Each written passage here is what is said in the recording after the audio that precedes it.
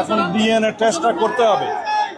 রামিসা হত্যার যে আসামি সে কিন্তু স্বীকার করেছে যে সে রামিসাকে হত্যা করেছে এবং সেটা মুচলেখা বা লিখিত আকারেও দিয়েছে।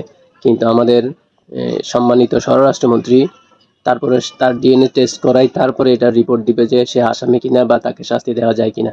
এখন ডিএনএ টেস্টটা করতে হবে। ডিএনএ টেস্টের জন্য আমাদের সিআইডি ল্যাবে অলরেডি আদালতের অনুমতি নিয়ে টেস্টের কাজ চলছে। ডিএনএ টেস্টের নিয়ম হচ্ছে যে 48 ঘন্টা সময় লাগে। পাশাপাশি এও বলেছে যে আমাদের যে আইন ব্যবস্থা আছে সেটা নাকি আরো সংশোধন করতে হবে এবং তড়িঘড়ি করে যেন এমন বিচার না হয় যেন সেটা একটু বড় রকমের শাস্তি হয়ে যায়। কিন্তু চিন্তা করছেন একটা মানুষকে কিভাবে ধর্ষণ করে কেটে হত্যা করা হলো, তারপরও তার নজরে আসে না বা ওনার নজরে আসে না যে আসামি যখন স্বীকার করেছে এবং চোখের সামনে যখন একটা লাশ এভাবে পড়ে আছে, তাহলে বিচার ব্যবস্থা করতে আইনের আশ্রয় কেন এত নিতে হচ্ছে? এটা তো স্বচক্ষে এবং সাক্ষী প্রমাণ তো সব হয়েই গেছে।